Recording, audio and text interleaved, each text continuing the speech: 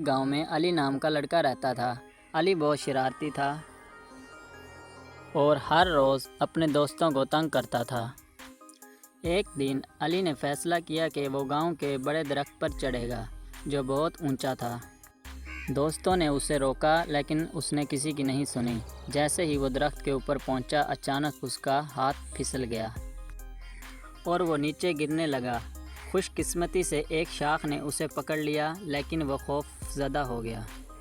اس دن کے بعد علی نے سوچا کہ دوسروں کی بات سننا اور محتاط رہنا بہت ضروری ہے۔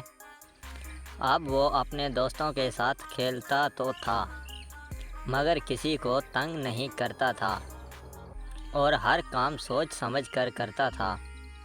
گاؤں کے لوگ علی کی اس تبدیلی کو دیکھ کر بہت خوش ہوئے